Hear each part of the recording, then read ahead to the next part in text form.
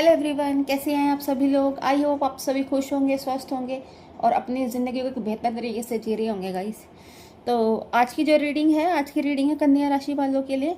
देखते हैं कन्या राशि वालों की लव लाइफ कैसे चल रही है और उनके पार्टनर की करंट एनर्जी क्या है। ये सारी चीज़ें आज की रीडिंग में देखेंगे गाइस।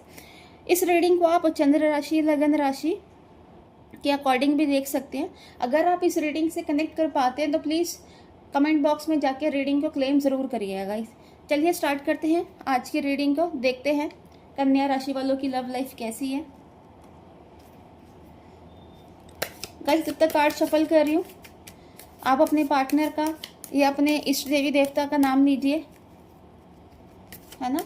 और इस रीडिंग को एक पॉजिटिव माइंडसेट के साथ देखिएगा गाइस। ज़रूरी नहीं है सबके साथ ये रीडिंग मैच करे, है ना, पर जिन लोगों के साथ भी ये रीडिंग मैच करे प्लीज़ कमेंट बॉक्स में जाके रीडिंग को क्लेम ज़रूर करिएगा और चैनल को लाइक एंड सब्सक्राइब ज़रूर करिएगा।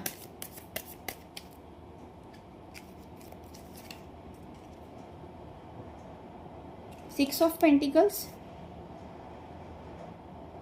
The magician and three of swords.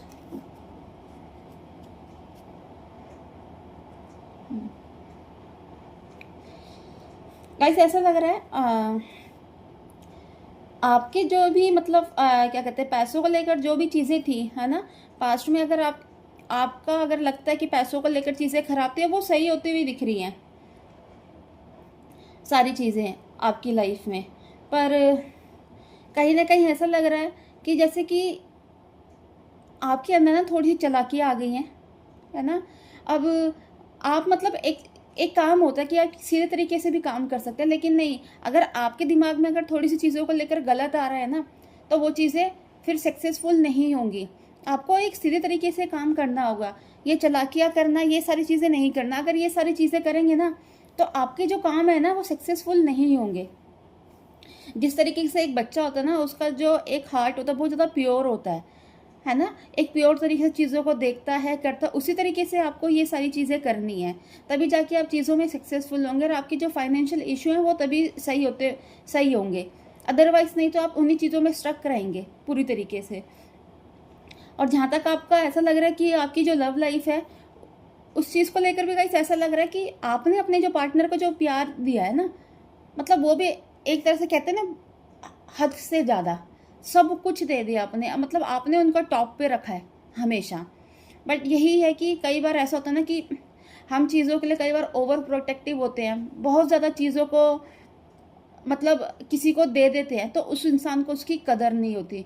तो सेम वही चीज़ आपके साथ हुई है कि आपने चीज़ों को इतना ज़्यादा मतलब अपने पार्टनर को इतना ज़्यादा प्यार दे दिया, इतना ज़्यादा केयर दे दी, उनको आपकी इसी वजह से कदर नहीं हुई।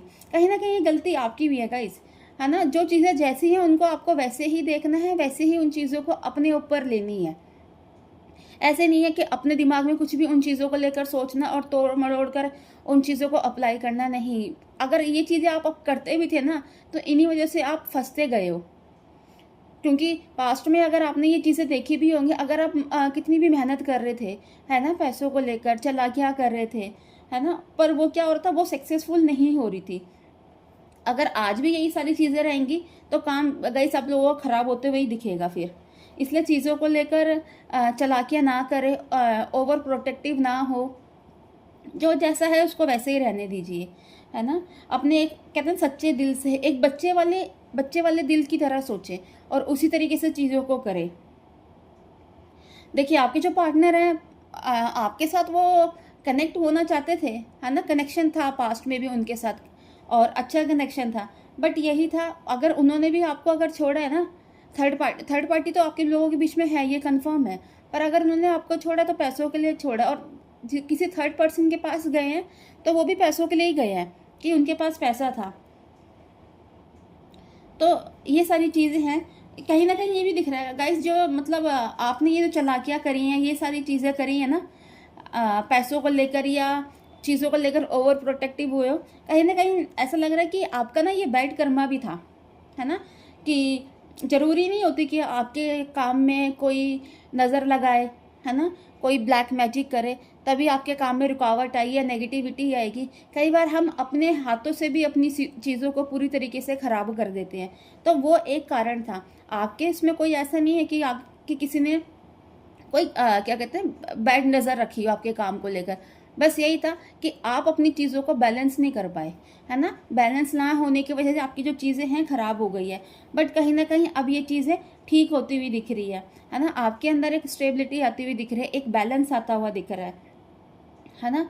और अब आपकी जो लाइफ में जो आप जो चाहेंगे वो होगा। बस यही है, आप सही तरीके से हार्ड वर्क करें। अब ऐसा भी लग रहा है गाइस कहीं ना कहीं, मतलब यही है कि अगर आपने ये सारी चीज़ें भी करी थी, एक ह्यूमन नेचर है ना, कि पैसों को लेकर थोड़ा सा इंसान ग्रीडी हो जाता है कि चाहिए पैसा चाहिए। तो बट अब ऐसा कुछ है नहीं। अब आप एक इनोसेंट तरीके से चीज़ों को करिए, है ना। और बिना कुछ मतलब चालाकियाँ करे, है ना, बिना कुछ कहते हैं मतलब षड्यंत्र करे हुए अपने जैसे चीज़ों को एक सीधे तरीके से करें, तो आप इन चीज़ों से बाहर निकल पाएंगे और आपकी लाइफ में सारी चीज़ें ठीक होंगी। क्योंकि देखिएगा इसका कहीं ना कहीं ऐसा भी है, जो एक कहते हैं ना कि एक शनि की जो दृष्टि थी आप लोगों के ऊपर, अब 7.5 थी, वो भी अब आपके ऊपर से ख़त्म होती हुई दिख रही है। तो गाइस आज की रीडिंग में ये सारी चीज़ें थी। अगर आप इस रीडिंग से कनेक्ट कर पाए तो प्लीज़ मेरे चैनल को लाइक एंड सब्सक्राइब करना, और नेक्स्ट वीडियो के लिए हम जल्दी मिलेंगे। Bye, take care, God bless you all.